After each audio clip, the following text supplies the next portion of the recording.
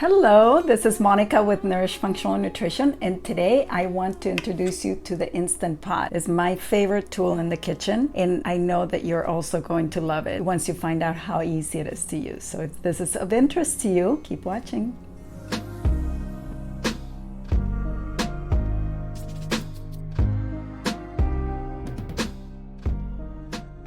Hi friends, Monica with Nourish Functional Nutrition. I'm a certified nutritionist with a master's in human nutrition, and today I'm in my kitchen and I want to introduce you to the Instant Pot. It is the easiest tool to use in the kitchen. It will save you time, aggravation, and space in the kitchen. So I'm going to go through the basics of using the Instant Pot, and I'm also going to share a recipe for shredded beef. This recipe came from Real Plans, which is a service that I offer my clients when they work with me. It's a service that provides you with recipes for the entire week and month and the whole time that you're working with me, and it helps you take care of all of your sensitivities or any of the foods that you cannot tolerate. You can just mix and match, and if you have any special diets, it will take care of that and it will help you with your shopping. So it's a great tool. I offer that at no charge to my clients.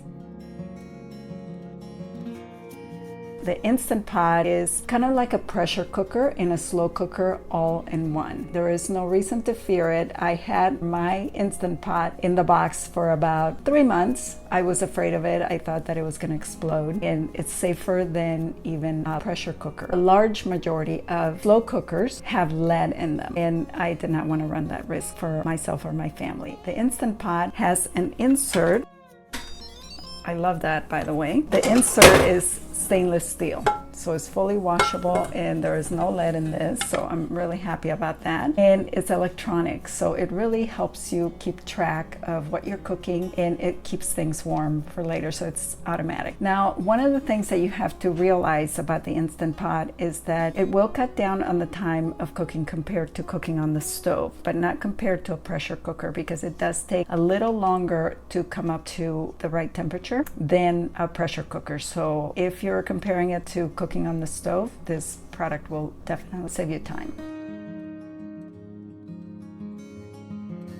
Okay, so what I want to do is show you some of the things that you can do and really stick to the basics, because that's really all you need. In the Instant Pot, you can cook soup and broth and stew and grains, rice. It could be used as a rice cooker. In the end, it really doesn't save you any time when you cook rice with this, but you can make yogurt to keep your milk warm here for 24 hours, and it will help you keep the temperature steady. For making yogurt, I actually have never used that feature, but I hear it's great. You can saute. That's a really great feature, is that when you press saute on the Instant Pot, it heats from the bottom, and you can saute your onions. Say, for example, if you're making a stew and you want to saute your vegetables ahead of time, you can just do it in the same pot, and saving all of the different pots that you would use for that.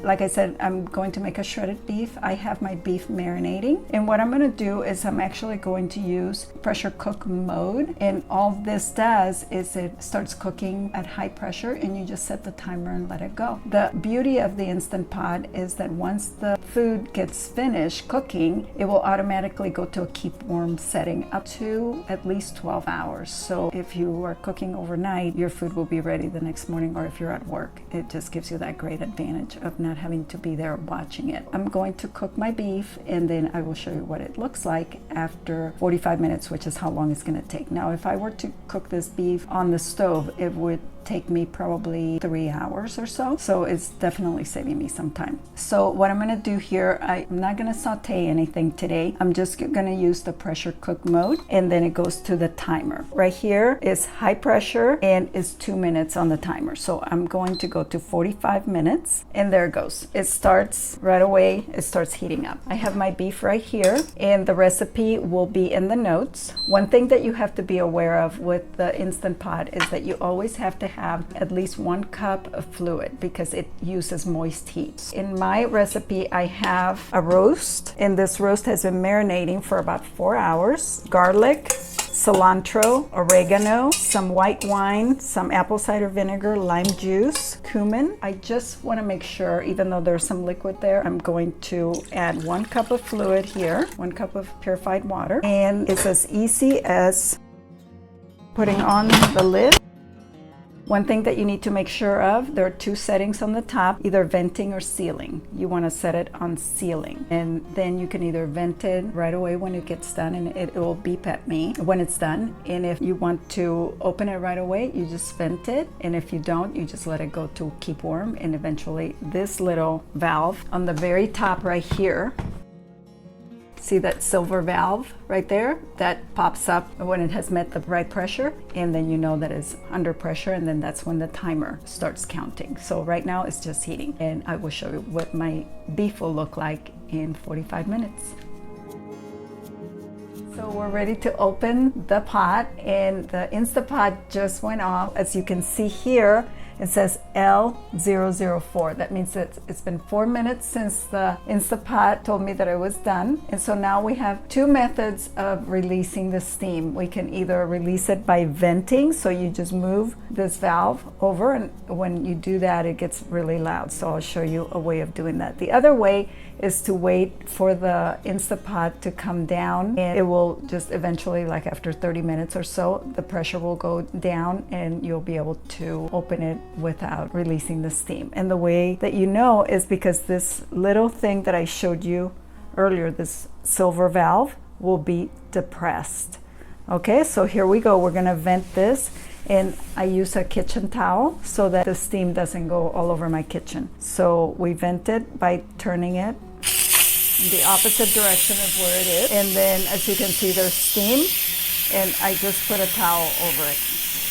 And we just wait for it to finish releasing the steam. So it's releasing the pressure is what it's doing right now. So as you can hear, the valve is turning down. Now we can see that there's very little steam coming through. The valve is still going, and the silver pressure valve is still up, and that tells us that it's not safe to open, and the Instapot actually will not open if the silver valve is up. We will hear it when it comes down.